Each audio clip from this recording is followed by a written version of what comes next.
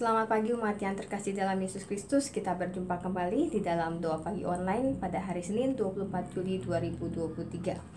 Sebelum kita memulai renungan kita akan satu dalam doa. Mari kita satu dalam doa. Terima kasih Tuhan untuk satu hari kemarin yang telah kami lewati, dan pagi ini kami bisa bangun dengan baik dan masih bisa menikmati udara yang Kau berikan. Itu semua hanya karena anugerah-Mu. Sebentar kami akan membaca dan merenungkan firman-Mu. Ajar kami menjadi pelaku firman. Hanya dalam nama Tuhan kami Yesus Kristus kami berdoa. Amin.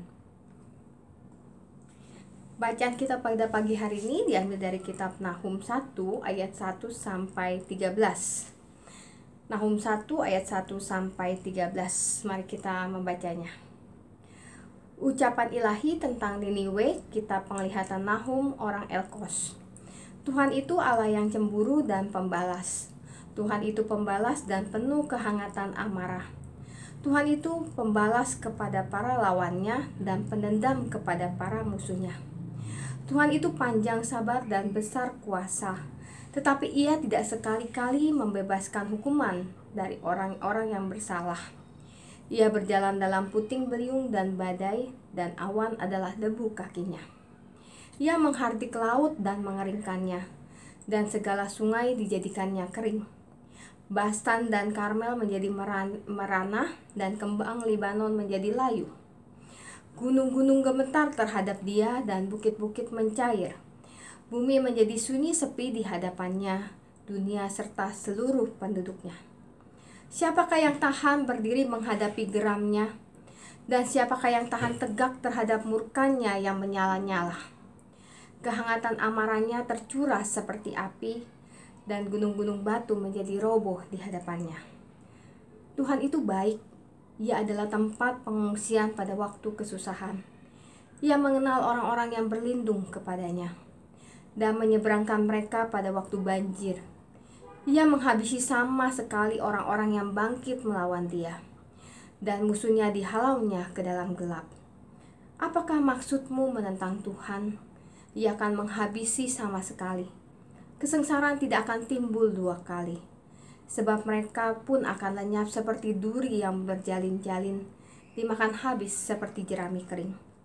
Bukankah daripadamu muncul orang yang merancang kejahatan terhadap Tuhan, orang yang memberi nasihat dursila? Beginilah firman Tuhan. Sekalipun mereka utuh dan begitu banyak jumlahnya, tetapi mereka akan hilang terbabat dan mati binasa.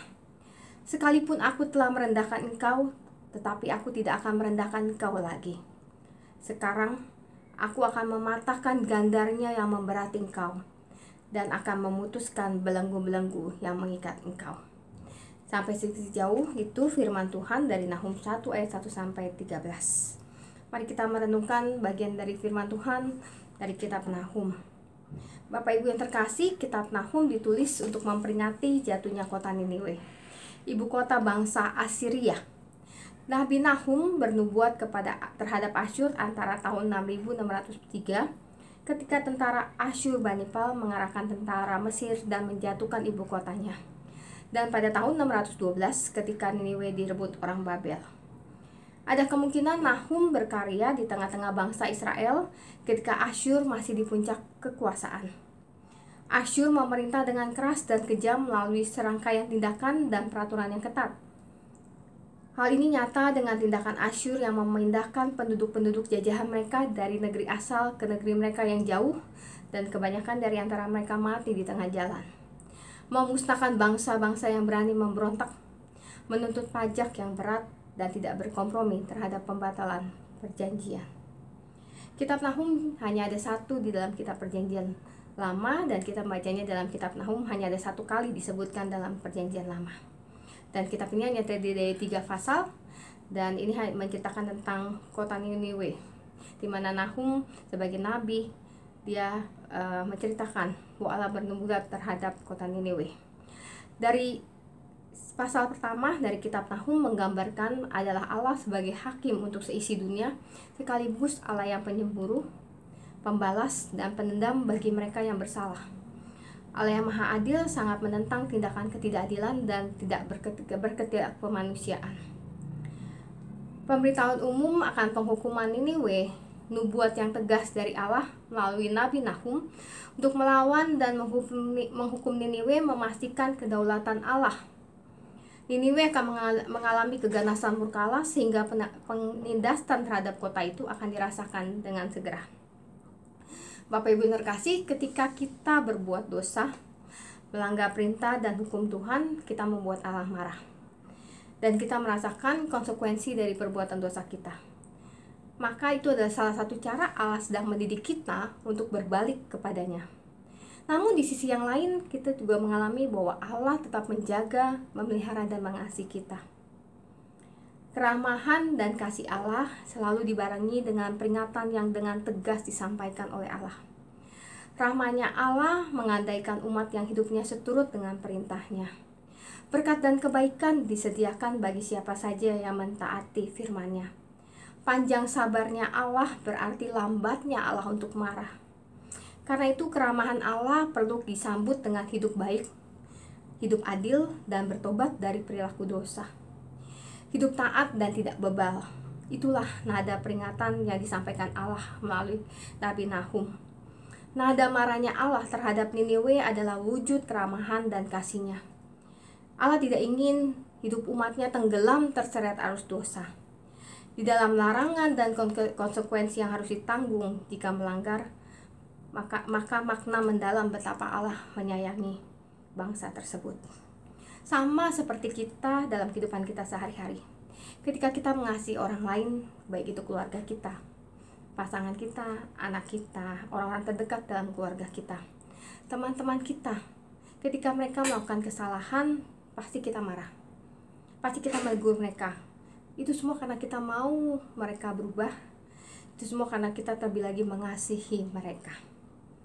Dan sama, kita juga tidak mau mereka jatuh dalam dosa karena tidak hidup seturut dengan kehendak Tuhan. Hal itu pun akan terjadi sama demikian. Ketika kita berbuat salah, kita berbuat dosa, maka orang-orang terdekat dengan kita juga akan menegur kita. Akan marah juga dengan kita ketika perilaku kita memang tidak sesuai dengan kehendak Tuhan. Jadi, karena kita saling mengasihi, maka kita mau saling menegur ketika kita berbuat hal yang tidak patut di hadapan Tuhan.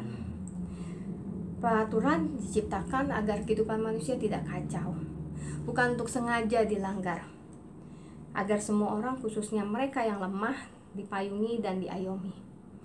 Beragam larangan itu seumpama pagar, dia menjaga supaya hidup kita tidak terperosok. Gambaran Allah mengasihi umatnya menunjukkan bahwa terjadi patokan-patokan etis serta sikap moral sebagai bentuk nyata dari hubungan tersebut. Maka mari kita berjumpa dalam keramahan Allah yang panjang sabar, lemah lembut dengan hidup terus-menerus belajar seturut kehendak-Nya. Minta Tuhan yang memampukan kita dari hari ke hari. Amin. Kita akan merenungkan firman Tuhan dan kita akan menyambutnya dengan dari lagu dari PKJ 128, Kasih Tuhan Yesus Tidak Bertepi. Mari kita nyanyikan bersama-sama.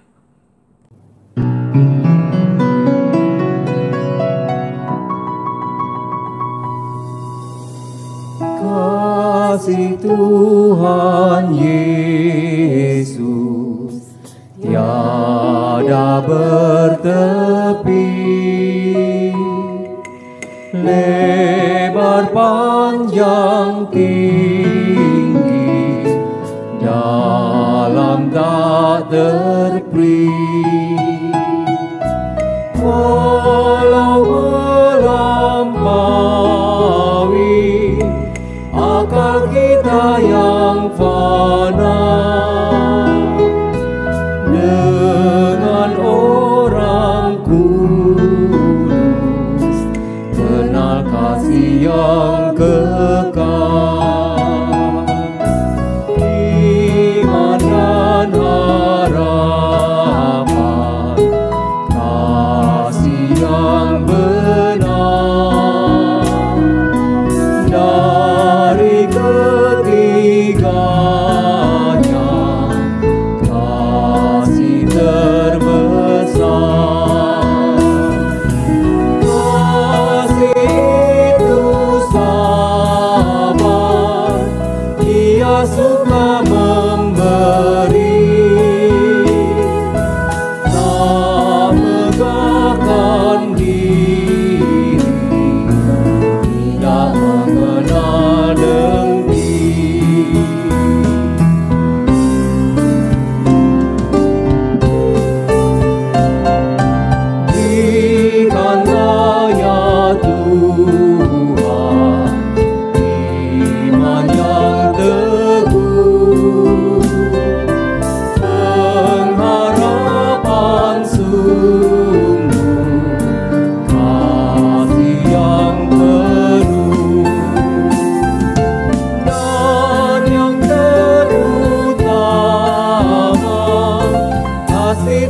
akan tercermin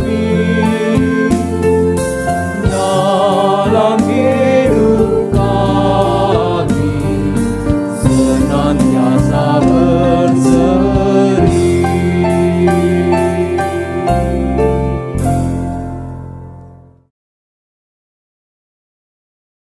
Mari kita menutup doa pagi kita. Dalam doa kita berdoa. Tuhan, ketika ampuni kami ketika kami sering membuat Engkau marah dengan perilaku hidup kami yang mengecewakan-Mu. Kami mau terus belajar untuk hidup semakin dekat dengan Engkau. Saat ini kami berdoa untuk setiap pergumulan yang kami alami dalam kehidupan kami, baik sakit penyakit, beban ekonomi, kesepian, bahkan mungkin kekosongan hidup karena rutinitas yang terlalu biasa kami lalui sehari-hari ke hari. Ajar kami peka melihat dan menyadari bahwa Tuhan menyatakan kasih dan mendidik kami melalui orang-orang di sekitar kami, sehingga kami dapat merespon dengan tepat. Kami menyerahkan satu hari ke depan kami ke dalam tangan Tuhan. Jadikan kami kitab yang terbuka dan menjadi seorang berkat di pekerjaan, di keluarga, di mana tempat Tuhan menempatkan kami dalam kehidupan kami. Dalam nama-Mu kami berdoa dan kami ucap syukur. Amin. Bagi Bapak Ibu yang memiliki pergumulan khusus dan ingin didoakan, bisa menghubungi rekan-rekan pendeta di nomor berikut.